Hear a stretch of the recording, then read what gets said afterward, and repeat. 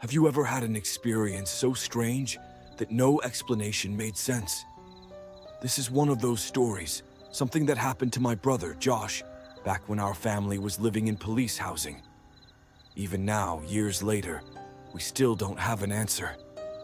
My father was a policeman, and because of his job, we lived in government-provided housing, an old apartment block full of police families who'd lived there for years. The building was ancient, patched and repainted so often, but it still looked tired and worn. The apartment windows had permanent iron grills, heavy bars welded in place so no one could fall. Those grills were fixed tight. They never opened. The doors were heavy and bulky. Once locked, they barely budged, sealing us inside and making apartment feel impossibly secure. The doors were fitted with old locking system. Once they were locked from outside, there was no way to unlock them from inside. Older residents often filled our evenings with chilling tales, stories of unusual deaths, mysterious vanishings, and unsolved murders within the apartment buildings. They would often bring out the topic of restless spirits and haunted corners within the building, until the shadows around us seemed alive with their stories. Directly above our unit lived a family we were very close to, a bond that would later tie us to events far darker than we ever imagined. Their daughter, Jennifer, and my brother Josh were friends. One evening, Josh said he wasn't feeling well and wanted to stay home and sleep while my mother and I went out for a walk. After a couple of hours, we returned with hot soup for my sick brother. As we walked up to the building, my mother dropped the packet of soup in her hand and let out a blood-curdling scream. Neighbors gathered, faces full of confusion and fear. She was pointing at Jennifer's window in complete shock. There, wedged in the tiny gap between the iron grill and the window, was Josh, half inside, half out. His arms and legs dangled in the open air. People shouted his name. He didn't move. He was completely unresponsive. We knocked and called out to Jennifer's apartment, but the door was locked. Her parents weren't home. We ran to the park and found Jennifer's mother. She came up the stairs, unlocked the door, and we burst in, only to discover there was no one inside Jennifer's room. We tore through every room, every corner, even the storeroom. Nothing. We even feared the worst, that he'd fallen. But the grill made that impossible. Panicked, someone suggested checking our own apartment. We rushed down and found Josh asleep on our bed. He was burning hot, sweating through his clothes and mattress, murmuring nonsense in his sleep. He had a high fever and smelled of something like smoke. At first, relief washed over us. He was alive. But then everyone began asking the same impossible question. If Josh was inside our locked apartment, who had been hanging outside Jennifer's window? No one had been inside our house. My mother and I had locked the door from the outside when we left. Jennifer's unit had been locked too. Even if Josh had somehow gotten into the hallway, there was no way he could have squeezed through that narrow space between the bars and the window. The gap was simply too small. It was physically impossible. Neighbors who had been outside swore they had seen him. Several people confirmed it. Josh, exactly as he was now, perched helplessly in that little space. Some of the older residents crossed themselves when they saw what happened. Rumors began to spread. Maybe it was possession, some dark spirit, something tied to the building's history. People started to avoid us. Some bowed their heads as we passed, whispering prayers. Josh was taken to the hospital. For days, he was feverish and delirious, at times unconscious. When he finally healed, he remembered only fragments of what had happened that day. He told us about a dream, or what he thought was a dream, of a woman with long hair covering her face. She wore ragged clothes piled with beads and bangles. In one hand, she held something that smoldered and gave off smoke. In his memory, she lifted him off the bed and walked along the wall like it was solid ground. He tried to move, but couldn't. He thought it was sleep paralysis. Then, nothing. Blank. He couldn't remember a single detail after that. Even now, Josh insists it was a dream, but we had all seen him at the window.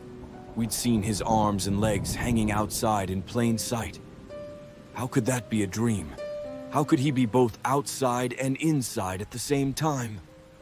A few days later, whispers reached us about the building's past, a terrible incident long ago that locals believed had cursed the place. Other tenants told their stories. Strange knocks in empty rooms, shadowy figures at the foot of beds, sounds of footsteps when no one was home. Whatever lived in those walls didn't seem content to stay quiet. One story in particular caught our attention. Not far from our unit lived a family who kept entirely to themselves. They rarely spoke to anyone, and neighbors whispered that they practiced black magic. Some even believed they had cast a curse on Josh. My brother later recalled crossing paths with them one evening, something he hadn't thought much of at the time. But looking back, it happened only days before the incident. We moved away years later when my father retired, but the memory never left. We still talk about that night and the unanswered questions it left behind. What really happened in that apartment block?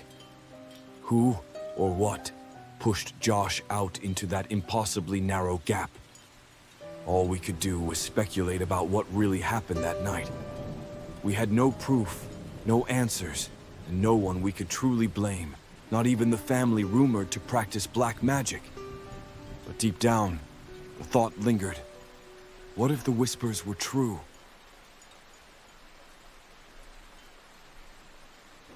In the old apartment block, there lived a family the community quietly feared. Whispers followed them everywhere. People called them the Witch family. Rumors said they cursed anyone who crossed them. Those who misbehaved soon fell sick, suffered terrible luck, or worse, lost everything. At first glance, the family looked ordinary. The father, a police officer in the pipes and drums division. The mother, Heather, a housewife. 2 daughters, Lana and Jean. Nothing about them seemed unusual when they first moved in during the late 90s.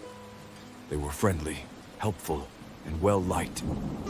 But over the years, things began to change. Neighbors close to them suffered misfortunes. Some fell so gravely ill that even doctors were left baffled, unable to explain the cause. Others lost jobs or faced tragedies. A close friend of Heather's even suffered a miscarriage after visiting her home.